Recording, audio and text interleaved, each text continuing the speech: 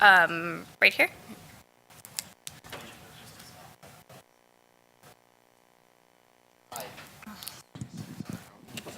Hello? Okay. Hey, my question is this. As junior military officers, we're definitely not encouraged to communicate directly with Congress, and there's good reasons generally for that practice, but I think, how do we improve that communication flow? I think a lot of the problem just comes from the fact that we hang out in different bars. I don't know, you guys are at Hawk and Dove, or I don't know where you guys hang out now, but there's no social mechanism by which problems can get communicated between the people who actually do work on the congressional side and people who know about the innovative solutions on the military side. What mechanisms are there for improving that communication flow so that random staffer with 1,000 things to go over and mark up today doesn't accidentally zero out the budget line for innovation because he or she just had no idea what it was? Right.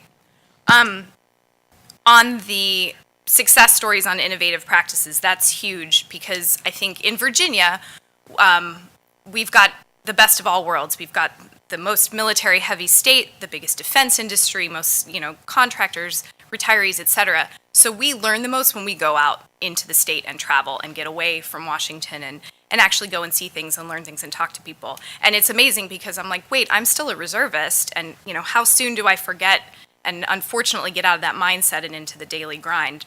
So getting out and traveling is important. But I have wondered, there's got to be a better way to highlight the good news stories about innovation and where it's being done. I mean, we've heard some of that today.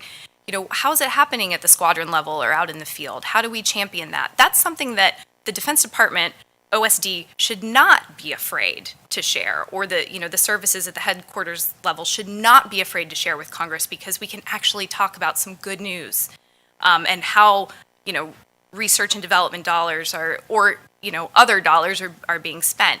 I think that the power of social media has really shown, with Twitter town halls that congressional members are now doing, that's one mechanism. But I do wonder if this forum, if there is a way to harness the power of Congress much better through DEF, because we're spread out across the country. How do we really engage with other staff members on the Hill to say, here's what we're doing, and next time you do an event in our state, here's something you can highlight. It's, away from the norm, but also a good news story. But this is something I think about all the time and would love to hear ideas. Is it an app? Is it, more of an organizational thing? Is it both? How do we champion that? Great question. I think there was a question here. Did you want to ask? In terms of the startup mentality, I'm just curious to know, as you frame this problem, venture financing, which is what makes a lot of startups happen, is actually part of a larger industry, which is the finance industry. Mm-hmm. And in fact, venture is a very, very, very small piece of the finance industry. Mm-hmm. So how do you conceptualize that sort of dichotomy that like venture is to finance as what is to the military? Because I think that all of us here in this room would agree that turning the military into a startup type of a system is actually recipe for failure. Although just like the way in which new ventures have transformed major industries and have started with money from venture capital, there are ways in which very small entities within larger entities can have outsized impacts, can be transformational. Mm-hmm. So could you just scope down your thinking a little bit and just talk very specifically about what attitudes you want to congressionally foster within the military? So a couple different things. First, to drill, I think at the most focused level, it's about aligning those incentives, which is how the money flows. So it's obviously much different, in the startup world where, capital flows in Silicon Valley are what they are.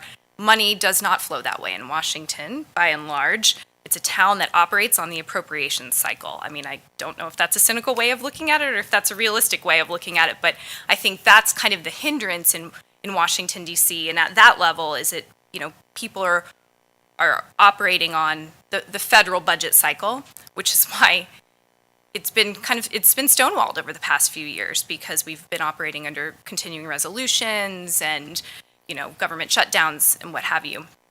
I think that looking at where those models are doing best in the defense world and taking those, how they're taking their appropriated money and using them in different ways, I think can be a good model.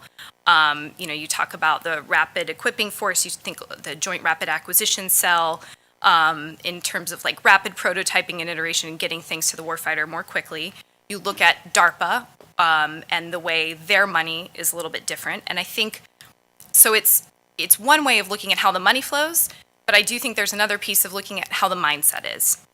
The most important word in the name DARPA is projects. It's project-based. So I think there's that culture of like, hey, we're going to give this a shot and see. I mean, I haven't worked at DARPA. This is just an outsider perspective, but I think this is why, by and large, they've been so impressive and have such an amazing history. So when I frame, Congress is like a startup, in certain ways it is. Small congressional offices, understaffed, under-resourced, passionate about what they do, piles and piles of mail and backlog and, trying to get out from underwater. So it is kind of like a startup, but I think you have to be, again, that culture of like, is it okay to just do this as a product and test it out and see what happens and fail? But the risk calculation is much different, unfortunately, in Washington and on Capitol Hill because there are political costs, very big political costs, as we all see with a certain healthcare website. So, there are always unfortunate big downsides. And so this is what I'm grappling with. And what I think all of us are grappling with is how do we change that mindset, which seems to be kind of a generational thing. We're like, but it's okay.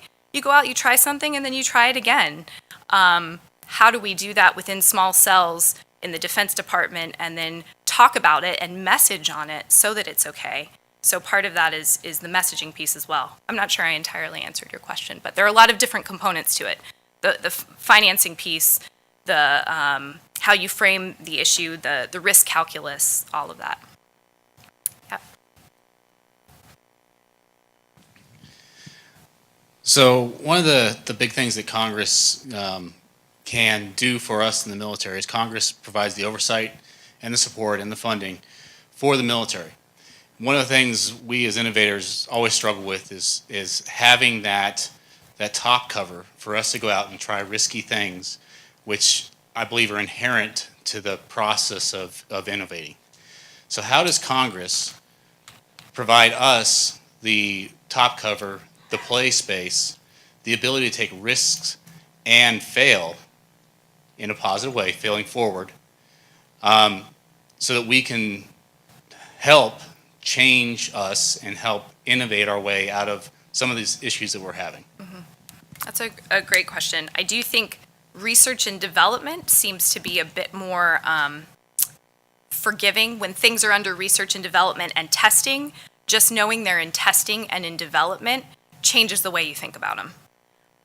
So I think putting things in that framework is helpful, more so than procurement, because then the costs are much greater at that stage.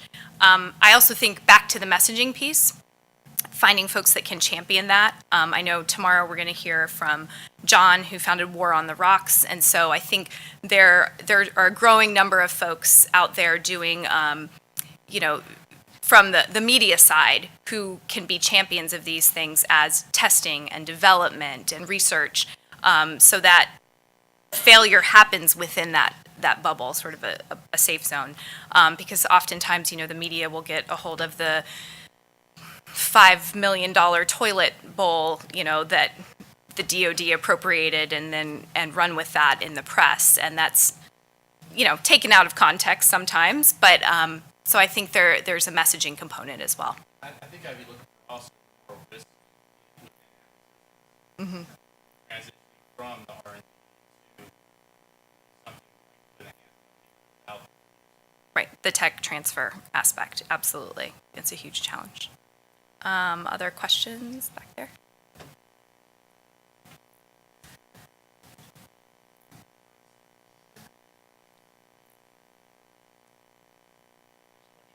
To follow up on your point about exchange between folks actually doing the work in the military and the congressional staff supporting decision making, agree wholeheartedly with that.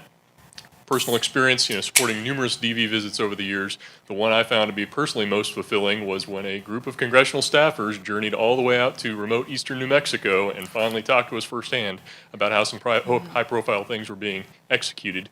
The piece I found on that, though, I wanted to get your impression to find out if this was a one-off experience or something that might be a habitual challenge. They were fully read into our programs. We were able to tell them everything, which was awesome. We, however, had no idea why certain questions were being asked, what policy options were being considered. One of these situations where you're feeding information but aren't sure, for better or worse, where it's going kind of thing.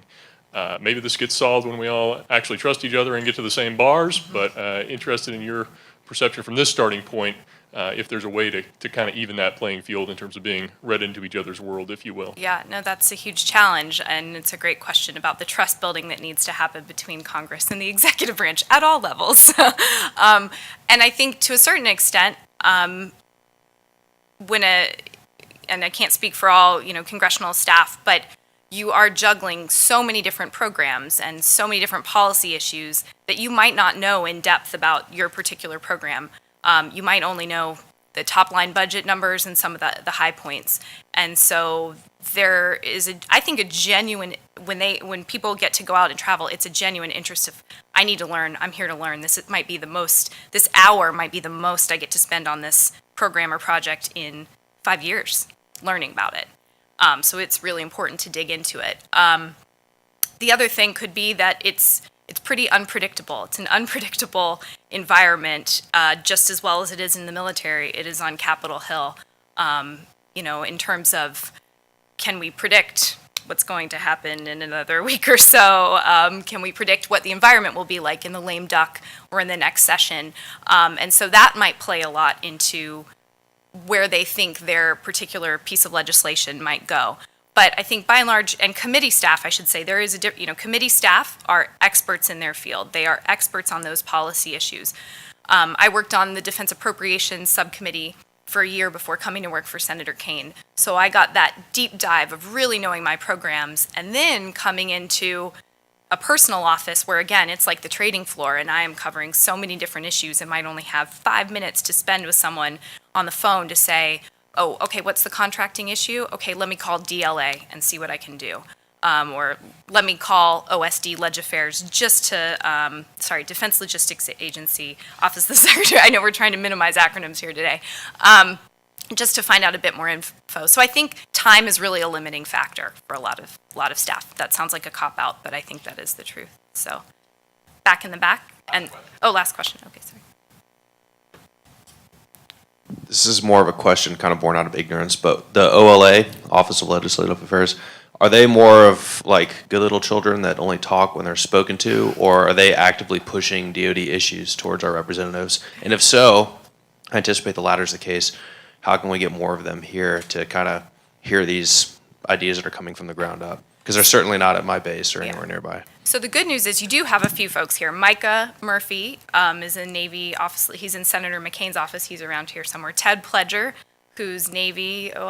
Ted might have left for the day. But so you do have some folks here who are familiar with this. The services are not supposed to lobby Congress. That's they're not supposed to lobby Congress on their policies or programmatics. I also think this gets into, again, like the trust building. You get to know people, and there is the party line, okay, here's what I'm asking for. I know this question I have is going to take 6 weeks to get me an answer, and that's sometimes frustrating. So then you call up on the phone your friend over there, hey, I know I'm not going to get this answer when I need it. Can you tell me anything? Or go have a beer. Is there anything you can tell me about this? And the friendships and the relationships, as so much of our world is developing those relationships to say, okay, what is it I need to know and how can we help each other? Because we're not adversaries here. We're all trying to get to the same mission. It's just that we work in different processes and systems in order to get there. So thank you very much. Thanks.